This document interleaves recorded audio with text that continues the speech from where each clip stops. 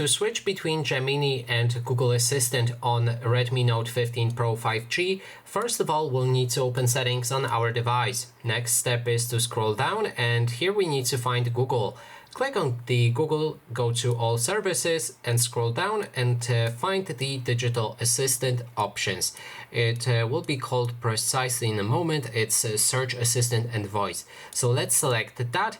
Then in this case I need to actually unlock my device as I have the app lock for the Google. Then when we enter it, we can go to either Google Assistant or Gemini. Depending on which one you want to activate, just select the specific option. After that, we'll be able to select the digital assistant from Google right here and to go for Google Assistant or Gemini. And that is basically everything. Thanks so much for watching, and if you like this video, please consider subscribing.